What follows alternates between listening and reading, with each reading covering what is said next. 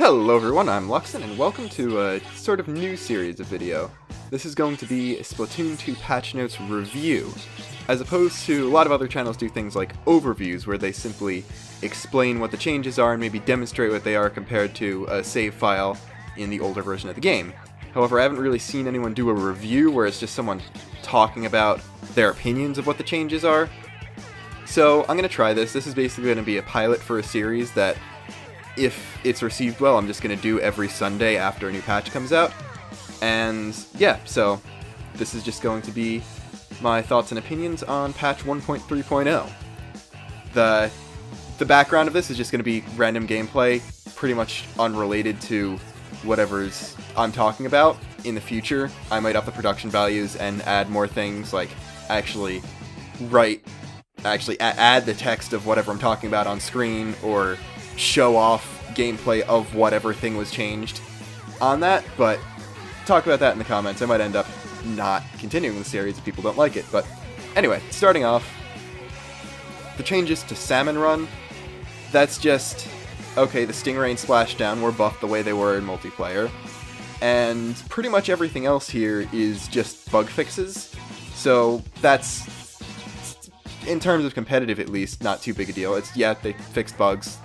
That's always good to fix. So other than that, it's just they buffed two specials the way they did with multiplayer and did some bug fixes, so nothing bad there.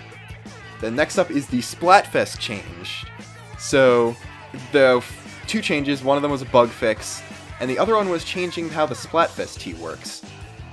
It used to be the first slot was 4,000 points, the second was 8,000, and the third is 12,000 turf points to unlock. So people would always just unlock the first two slots and then scrub every single time in order to quicker get whatever subs they want. They changed it to 7,500, 7,500, and 7,500. So now while maxing it out takes 1,500 less points, it's harder. You can't just scum the first two slots, which kind of, I don't like this change, but it makes sense because Splatfest Tea is already 10% the price of any other shirt to scrub, so it makes sense. There's a logic behind it. Personally, this is just more making it harder for people to get the gear they want, but there's not really anything we can do about that now. And of course, here come the bigger changes with multiplayer. So the first one of these is in ranked. If you didn't know, in certain conditions that are different in each mode, your special gauge will fill automatically.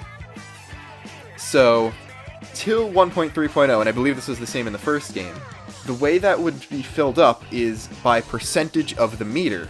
So everyone's meter would fill at the same rate.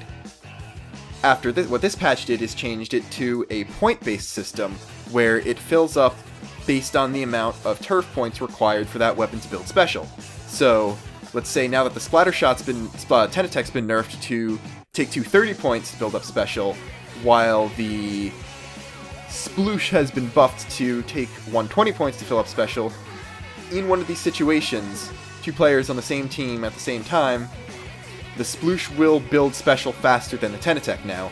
So it's based on, weapons that take more points to charge their special will now take more points to automatically gain it from these. Now, most of these things are just bug fixes, so that's always a good thing. One spectator mode change. I believe they fixed... Yes, they did fix the Sturgeon Rainmaker glitch, which is a good thing. But, here's the big thing. The Tri-Slosher was changed basically back to its Splatoon 1 stats. It still has the slightly faster flick time, but other than that, its max damage is now back down to 52, and its firing range was decreased by 9%. This is good. It's still usable, it's just not an objectively better version of the main Slosher now.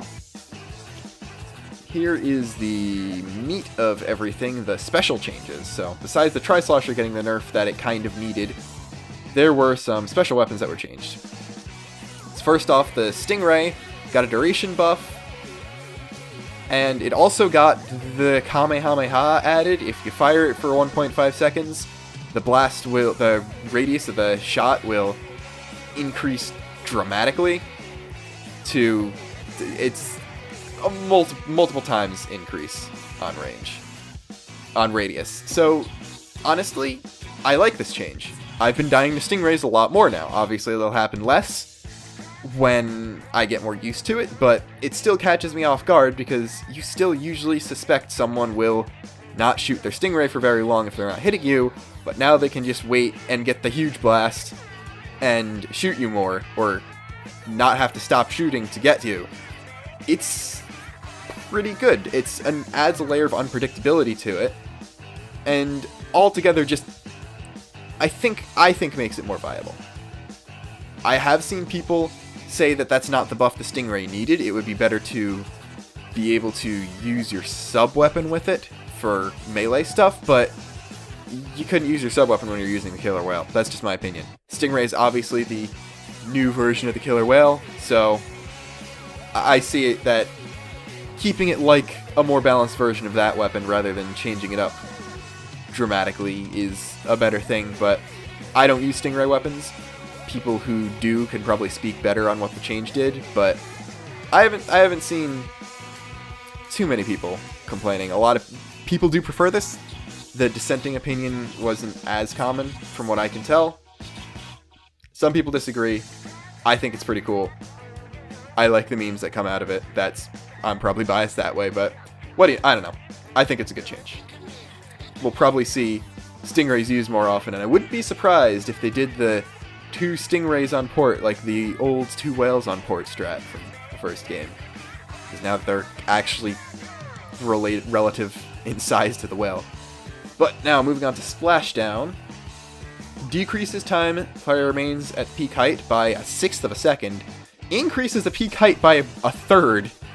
And buffed the minimum damage to 55. As well as decrease the points required to use it for certain weapons that have it. I think some of these changes are weird. Like, okay, decreasing the amount of time the person remains at peak for 1/10 of a second, that sort of makes sense because people can kill you less. Increasing the damage. Okay, that lets you kill people with the splash damage more. That gives it a bigger, effective lethal range. But why do you increase the peak height of the jump by 31%? I guess it's all... like, it's a weird number, weird statistic to even change. Like, I don't know. It's weird. It's not good or bad, it's just weird. It does definitely change the whole... It makes it harder to shoot. So, yeah, because they're moving further in the same amount of time, so they're going faster, it's harder to keep your eyes on them, and you have to aim more if you're trying to hit them at the top of the jump. That all makes sense, but it just looks really, really janky to me. I haven't used a splashdown weapon extensively since the patch, just because rotations and wanting to mess around with Custom Junior a lot, but I've had it used on me a lot, and it just looks really, really weird and distracting. I'll probably get used to it, but the previous height was fine. It just looked like they were rising up and then slamming down. Now it just looks like they're shooting up, hovering for less time, but they're smashing down. They're coming down. They come down slower than they go up now, as far as I can tell. So, I don't know. That's what makes it weird to me. It's not bad. I like the other buffs. This one just doesn't make sense. It looks funny. Maybe they're also trying to distract people, but whatever. The buffs are good. I just don't understand the height one. Like, it just looks weird. That's the main thing I can get out of that. Next up, we have the Inkstorm, which is increased radius and made some weapons able to get it easier. I don't even think it needed to be buffed. Like, I'm not complaining. It doesn't make it OP. It's 13% radius increase. Some weapons get it 10 points faster. So it's not game breaking or anything. It doesn't completely change the dynamic of using it, but it didn't need it. It was already pretty good as is. Now, 2 Inkstorms aimed in the same direction can probably cover pretty much any map. So, I don't know. I don't mind it. I'm completely neutral to it, I guess I'll say. I'm completely neutral to the Inkstorm change. It didn't need to be done, but doing it isn't necessarily a bad thing. I have a feeling they'll turn back to Inkstorm and tweak a little bit more later. So now we got the Baller, which the patch notes say it's less likely to be knocked back, but it is actually more likely. It gets an increased duration, an increased damage radius, and an increased ink radius, as well as an increased minimal damage, and increased knockback power on the explosion. So they changed, like, everything on this. So, I don't know. Like, yeah, it was pretty not good. I'm gonna say that. It's pretty not good. Durability, it says durability when it's supposed to be duration. That's kind of weird. It says increased durability by 0.5 seconds. It obviously means duration. It doesn't get more HP from it. Damage radius of explosion. Okay, that's good. That's the same, basically the same buff it gave to the splashdown. Extra ink coverage, that's understandable, because I've tried to use it as a painting thing for zones. It doesn't really paint that much besides the explosion. So I don't know if the scaling makes the size of the explosion relative to the size of the damage radius now, or something like that. Because it increased the damage radius by a lot more than it increased the coverage. I would need to run tests for that. But those are good buffs. And increased knockback, I guess that's another decent buff. Is if you think about it, you can use the explosion, and now they're knocked back more, and they're disoriented, they're pushed out of a way to being able to aim at you while you're coming out of the explosion, so you have, even if you didn't pick up the kill, you now have a bit more wiggle room to react in if you're going to try to pick someone off rather than just like run away or something. So it was buffed a lot, but it wasn't very good to begin with, so I think I'm on board with all these changes. They also did buff the 52, or, well, 52, point sensors were also buffed, so the 52 got a huge buff, which means I'm probably going to be playing it even more than I have been. Like, I might pull it out on tower control, as opposed to just going blaster all the time now. Here come the big two. The ones that everyone was complaining about needed to be nerfed, so they got nerfed pretty badly. Inkjet. Increase the size of the hitbox of the player using it. You can shoot them out of the sky easier. Decrease damage radius of shots hitting the ground by 17%.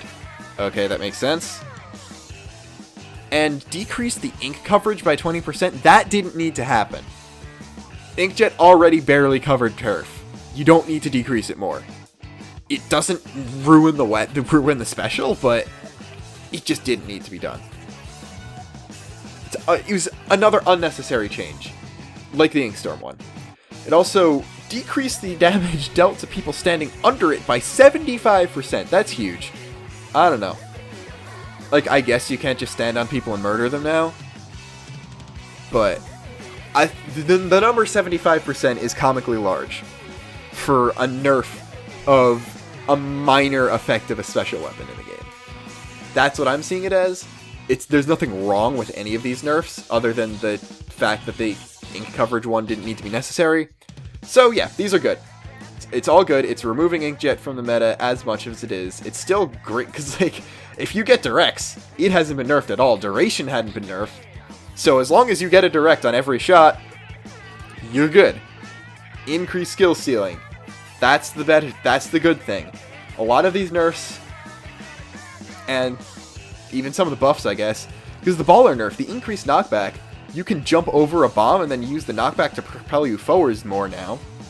So the Baller buff gave it not only just better use all around, but better skill ceiling, which is always a good thing. Makes it better for competitive, which means I can do my job better. Inkjet, again, higher skill ceiling. You can't rely on indirect shots now. You have to direct people, especially because duration wasn't nerfed, so you can still get the same amount of shots out as you could before. So you can get just as many kills as you were before, as long as you're good at shooting. The only thing people who used Inkjet before now have to do is aim better, which is always a good thing. players aiming better. Kind of important if you want to have like a competitive game going. Now, ink armor shortens the invincibility frames after the armor is destroyed. That's good. People that's the main thing. The whole point of the armor is to protect you from one hit or from a certain amount of damage. Not give you straight up invincibility frames. So that's pretty good. It decreases the grace period people in armor have and makes a lot of those really stupid trades where you flank someone with armor and they're still able to completely react. It's going to get rid of those. It's going to get rid of times when someone can just, like, with the 52, can just walk through my Jet Squelcher fire because it takes that many hits to kill and still take me out. That's a good change. I like that one. This is the cool the next change is cool. If someone takes more than 100 points of damage in one hit while the armor is active, the armor will be destroyed, obviously, and any damage above 100 is given to them, and they also get a huge amount of knockback. This makes chargers relevant again. If you nail someone with a full charge, with any charger, they're still taking damage even if they have armor on. So you don't need 2 complete shots to kill if someone's armored. You can do a full charge shot to get rid of the armor and deal some piercing damage, and then you can do a partial charge to pick up the kill. That's very good. Now the maximum amount of damage the armor can absorb at once is 80 points, so the actual armor has less than 80 HP. But if you get hit by, say... Okay, let me rephrase that. The actual armor has less than 80 HP, but it can also tank any shots above 80 HP. Or it could before the 100 point nerf was added. So, an indirect hit with a burst bomb will destroy their armor, but also a direct hit with a splat bomb will destroy the armor too. So, any damage less than whatever the HP is, I don't know off the top of my head, it's probably 30 or 40, won't break the armor. Any damage above will, but they'll all have the same effect. So now, if you take more than 80 damage at once, your armor will be completely destroyed. Which I think is what that means. Or just change the HP to 80. I don't know. It's still good. The armor was nerfed in a way that makes sense. It's the only thing that makes sense other than making it a proximity thing like Bubble was. This is good. The Tri-Slasher nerf, the armor nerf, the Inkjet nerf, pretty much the things that were OP starting off are made more balanced. That's always good. I like that. Preferably they'll eventually buff the things that were bad, like the Dynamo, but we'll wait to see. Dynamo was hit pretty hard, so for the sake of Dynamo mains, which don't include me. Yeah, I play shooters. Shooters weren't touched at all. That's the thing. I don't have anything to complain about or be happy about in between games. So, I'm a little spoiled with that. But Dynamo definitely needs to be buffed a little bit more. E-Leader needs a range buff. And maybe a charge time one.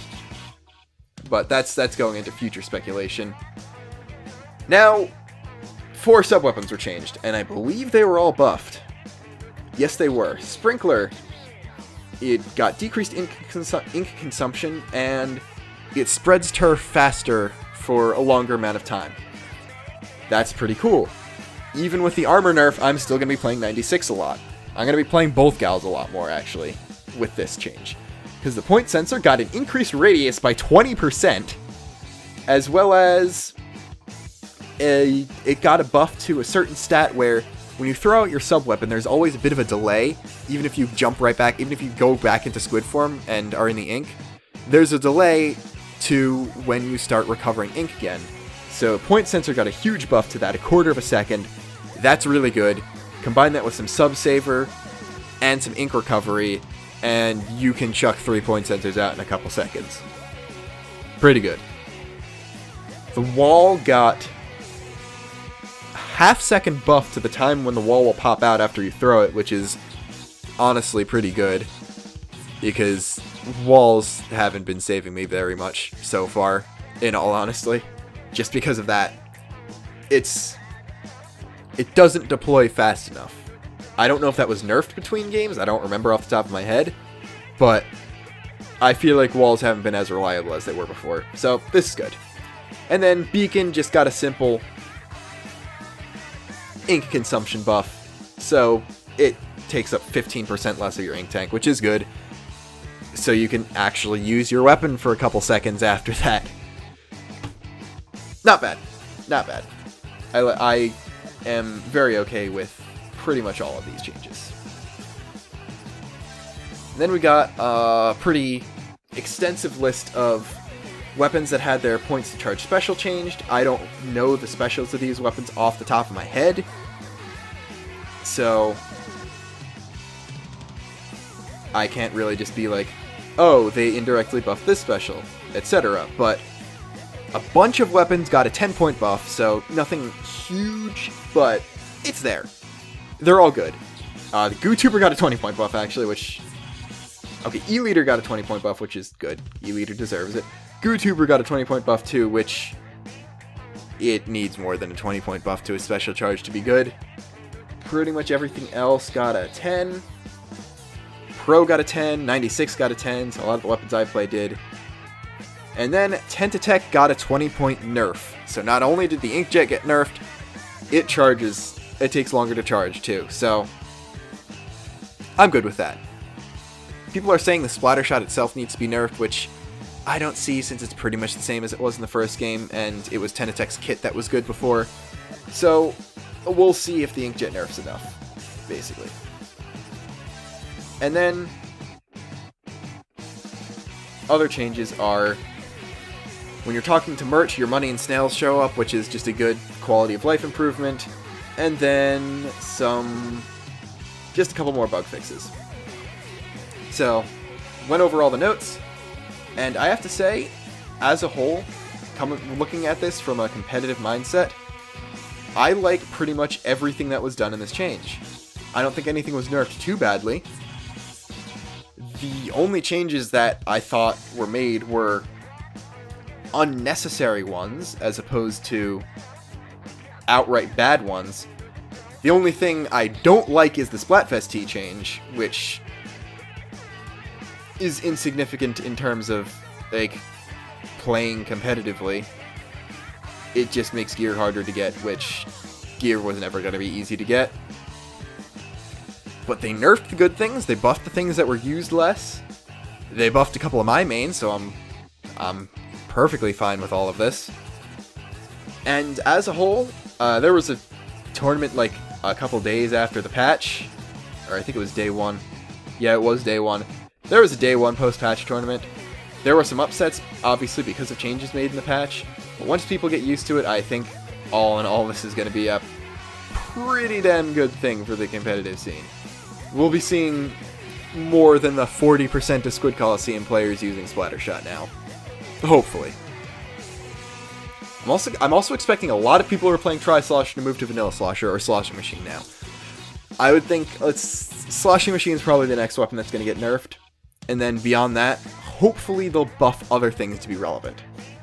But, again, I don't know how I'm going to be ending these reviews in the future. I don't know if I'm going to do a numerical score, but for now I'm just going to do the qualitative thing with, this was a very good patch. And I like almost all the changes of this. I don't know how that's going to translate to a numerical rating, but those are my thoughts and opinions on Splatoon 2 patch 1.3.0. I'm going to start streaming Splatoon 2 a lot more now, so check out my Twitch in the description. I've also got a Twitter. Also subscribe if you want more Splatoon stuff. I'm getting into a new upload schedule where there's going to be a new Splatoon video almost every week. So I know most people watching me are here for the Splatoon and not for the Let's Plays, so if you're annoyed by me uploading more Let's Plays than Splatoon stuff, you're going to get one new Splat video every week. Might be a guide, might be something funny, might be tips, if there's a patch, it's just going to be a patch review, but there is going to be a lot more Splatoon content. But this video's been going on for probably way too long as is, so until next time, this is Luxon, signing off.